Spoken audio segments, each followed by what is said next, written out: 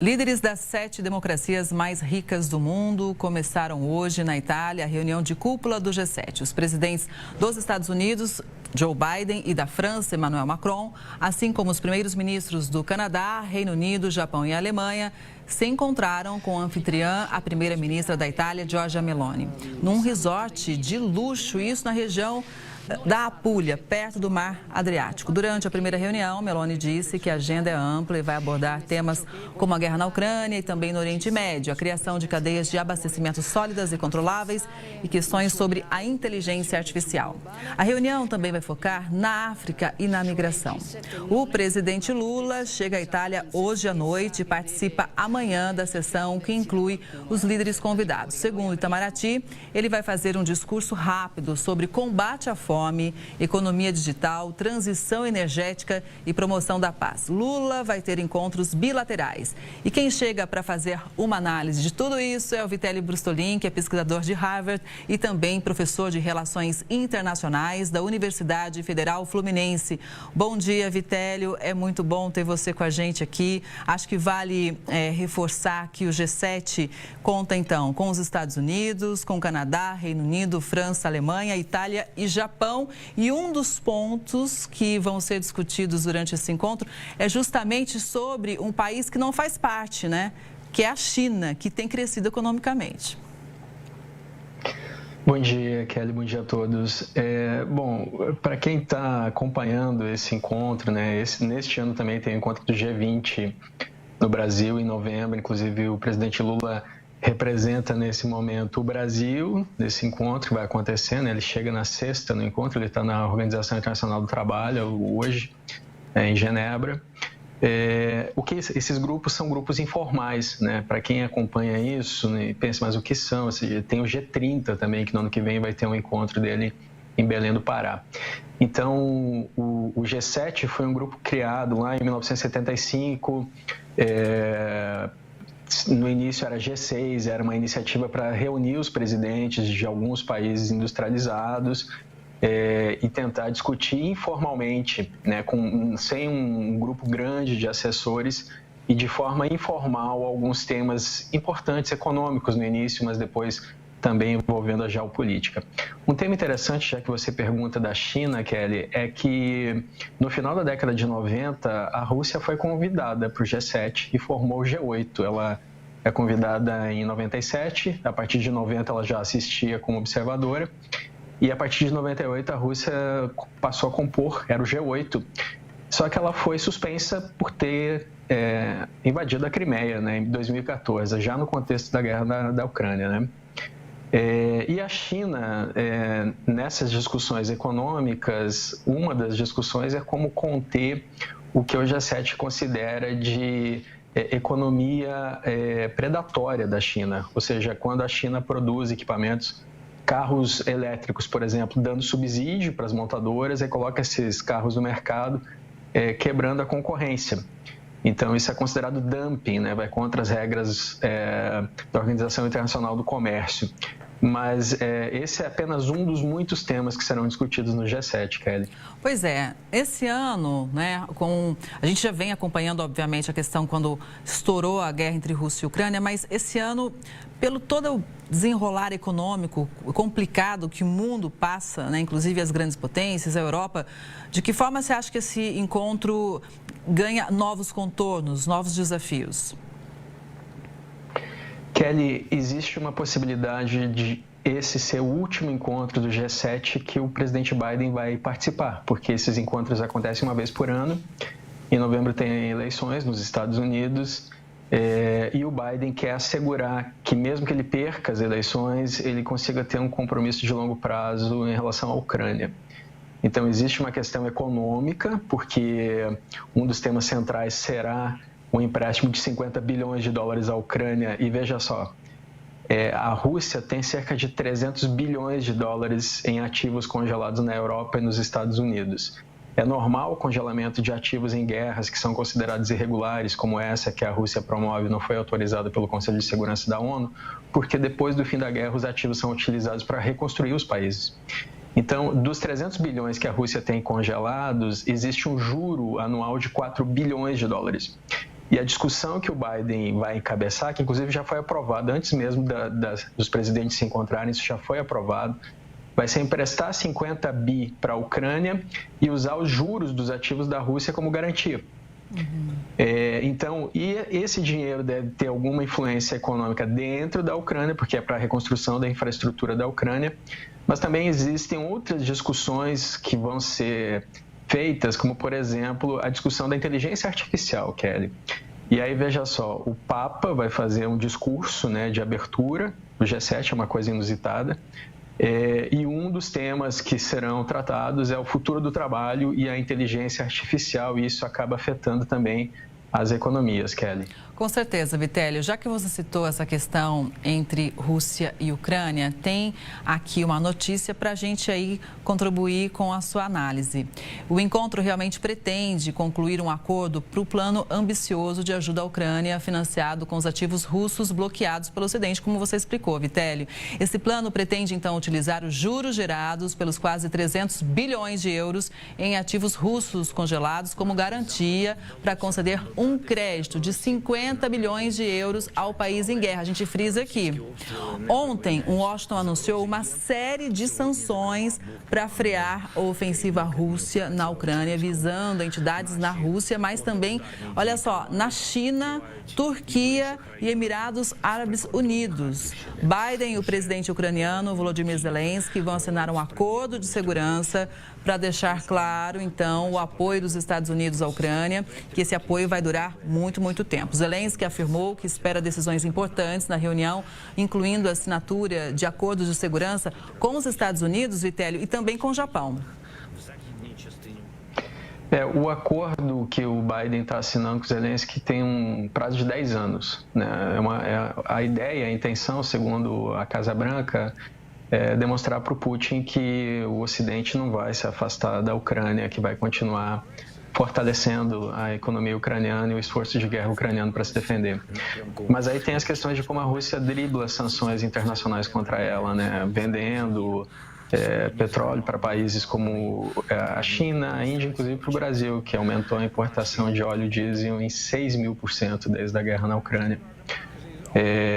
Mas também existem formas de driblar as sanções através da Turquia, que também compra óleo diesel e outros derivados de petróleo russo, e nos Emirados Árabes tem o sistema bancário, que é utilizado inclusive para transações de lavagem de dinheiro e evasão de divisas, e também para driblar que for possível as sanções do Ocidente contra a Rússia, Kelly. E é interessante você trazer esse ponto para a gente, Vitélio, porque historicamente sanções comerciais não frearam guerras, né?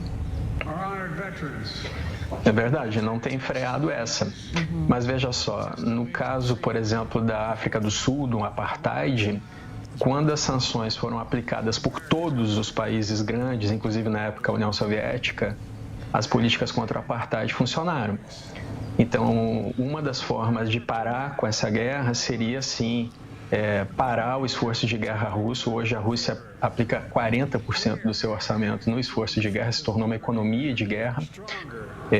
Assim como aconteceu na África do Sul, que o apartheid só foi eliminado quando todos, ou grande parte dos países mais desenvolvidos entraram com as sanções, nesse contexto também as sanções poderiam ajudar a parar o esforço de guerra russo, Kelly. Agora, Vitélio, esse apoio para a Ucrânia, ele é importante, e eu acredito que tem uma relevância ainda maior aí na Europa, né? Muitos países europeus se preocupam com um possível avanço russo, não é? Existe uma visão geral na Europa de que o que a Rússia faz nesse momento equivale ao que foi feito pelos nazistas em 1938, quando invadiram a Tchecoslováquia. Se a Alemanha tivesse sido parada ali em 38, início de 39, ela não teria tido a base industrial da Tchecoslováquia, nem os soldados tchecos para invadir a Polônia, que foi quando começou a guerra, em 1º de setembro de 39. Então, existe uma visão de que o Putin não vai parar na Ucrânia. Se ele conseguir tomar a Ucrânia, conseguir derrubar a Ucrânia, a própria Polônia já disse que vai para a guerra contra a Rússia. A Polônia, que ali, veja só, foi dominada durante 4 anos pelos nazistas e durante 5 décadas pela União Soviética. Eles não querem mais passar por isso. Os países bálticos também não. E ali tem a Moldóvia, que tem a região da Transnistria, que é ocupada pela Rússia desde a década de 90. Tem a Geórgia, que tem a Abcásia do Sul, e a Ossétia do Sul e a Abcásia, aliás, ocupados pela Rússia desde 2008. Esses países todos temem o avanço da Rússia, Kelly. Vitelli, outra grande questão que vai ser debatida é como alcançar uma trégua na guerra entre Israel e o grupo terrorista Hamas. Os líderes do G7 anunciaram apoio a uma proposta de trégua de Biden que prevê a libertação dos reféns sequestrados pelo Hamas no dia 7 de outubro. O fato é o seguinte, né? Essa é uma outra guerra que tem efeitos internacionais, vários reflexos. Claro que até o Conselho de Segurança da ONU já emitiu esse parecer favorável para o cessar-fogo, mas todo mundo se pergunta se realmente isso vai acontecer, Vitelli. A resolução do Conselho de Segurança da ONU ela deveria ser cumprida, né? O Israel já descumpriu várias vezes, mas dessa vez Israel foi favorável a essa resolução. Inclusive, segundo os Estados Unidos, Israel teve a iniciativa de propor os termos da resolução. O Hamas não aceita os termos da resolução, fez várias emendas que os Estados Unidos afirmam que nem todas são possíveis de serem cumpridas. E aí nós percebemos que, segundo os Estados Unidos, o Hamas acredita que está em vantagem nessa negociação. Por quê? Porque o objetivo do Hamas, nesse momento, não é a paz imediata, o cessar-fogo. É continuar com o objetivo declarado do Hamas, inclusive nos seus estatutos, da destruição de Israel. E como a comunidade internacional vem condenando Israel, inclusive na ONU, o Hamas, através do sacrifício de vidas, nas palavras dos próprios líderes do Hamas, vem atingindo esse objetivo, Kelly. Vitelli, você explicou para a gente muito bem que o G7 começou lá em 75, né, formado ali informalmente, um grupo informal dos países mais industrializados. Então, a gente imagina o seguinte, o foco seria talvez relações comerciais, né, trocar informação. Hoje, no contexto que a gente enfrenta atualmente, né, os objetivos mudaram. Qual que é a sua análise em relação ao que pode sair do G7? Qual o principal objetivo desse encontro? Não, os objetivos mudaram já há algum tempo, né? Houve uma época em que o G7 discutia, por exemplo, regras para o FMI, para o Banco Mundial, para organizações internacionais, aí sim, formais, que lidam com a economia do mundo todo. Mas, nesse momento, a economia e a geopolítica estão interligadas. Então, por exemplo, quando a gente afirma que aumentou a importação de óleo diesel pelo Brasil em 6.000%, economicamente faz sentido para o Brasil estar comprando óleo diesel mais barato. Mas, geopoliticamente, existe um preço a pagar por isso, porque esse óleo vendido para o Brasil é utilizado para financiar o esforço de guerra da Rússia, matando pessoas na Ucrânia. Então, existe uma coerência que o Brasil condena o que acontece na faixa de Gaza, mas não condena o que acontece na Ucrânia. Existe uma falta de coerência. Esse tipo de discussão é colocado em evidência em eventos como esse. O Zelensky vai estar lá no G7. A gente não tem ainda nenhuma informação de que vai haver o encontro dele com o presidente Lula. O presidente Milei também vai estar no G7. E o Itamaraty anunciou que não foi feita nenhum pedido de reunião por nenhum dos dois países. Eles não se falaram até agora, Kelly. Vai haver um encontro do Mercosul nesse ano no Brasil. E é esperado que ali, pela primeira vez, o presidente Lula e o Milei conversem. E veja, nesse momento a Argentina ajuda a Ucrânia cedendo aviões, jatos para a Ucrânia, por esforço de guerra defensivo da Ucrânia. Então, encontros como esse, nesse momento, não tem como envolver só a economia, porque a economia e a geopolítica caminham juntas, Kelly. Pois é. E sobre a tecnologia, você até trouxe para a gente esse ponto, mas eu gostaria da gente destacar aqui, que é a inteligência artificial. Claro, é uma novidade, todo mundo já usa de várias formas. Acho que não tem como voltar atrás, né, Vitelli? Não tem como voltar a não usar esse tipo de recurso, mas o fato é que ninguém sabe ainda como empregar corretamente, porque do jeito que é bom, pelo mesmo jeito que é bom, pode ser também muito perigoso em várias áreas. O Brasil tem observado a legislação da Comissão Europeia, né, que representa o Parlamento Europeu, a União Europeia. E essa legislação, ela proíbe algumas coisas, como, por exemplo, reconhecimento facial só pode ser utilizado pelas polícias. Mas, ao mesmo tempo, se você restringe muito a inteligência artificial, você pode acabar driblando a criatividade, né? Minando a criatividade das pessoas. Então, existe, nesse momento, uma dúvida imensa sobre o que fazer, né, quanto à inteligência artificial. Existe, aparentemente, um movimento do Brasil de proibir muitas coisas, e essas proibições têm que ser muito bem analisadas, porque o Brasil pode acabar perdendo, mais uma vez, um bonde de desenvolvimento, que é a inteligência artificial, que vem sendo comparada, Kelly, com o uso da internet, né, a revolução que a internet gerou no mundo inteiro, ou o uso do computador pessoal, do telefone celular. Então, deve ser algo que realmente vai revolucionar as nossas vidas, Kelly. Com certeza. Agora, Vitélio, o encontro, então, começa com os 7 países que fazem parte do G7 e depois, por exemplo, a partir de amanhã, outros países começam a ser ouvidos, né? Ainda dentro do campo diplomático, das relações internacionais, é um momento muito importante, não é verdade? Eu acho que a diplomacia, ali o país se posicionar, fazer novas conexões, ou seja, é um momento estratégico, ainda mais para nós, como você mencionou, que a gente ainda vai ter o G20 pela frente, né? É um momento estratégico. O presidente Lula, nesses encontros, ele tem levantado a bandeira da taxação dos super ricos. A intenção é taxar em 2% os 0,2% mais ricos do mundo. A estimativa é que só dentro do Brasil isso geraria 42 bilhões de reais por ano. Isso é visto, de alguma forma, dividido ainda dentro do G7. Não se sabe muito bem como aplicar, porque a visão é de que os super ricos sairiam desses países e iriam para outros, né? A França já tentou fazer políticas dessas no passado, não deu certo.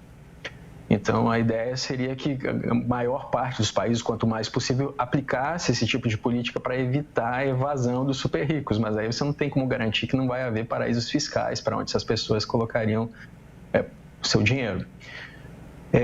Essa deve ser a principal bandeira do Brasil, além da questão da matriz energética, mudança climática, a preservação da Amazônia. O Brasil quer mostrar que vem preservando as suas florestas, inclusive porque essas pautas também vão ser discutidas no encontro do G20 no final deste ano.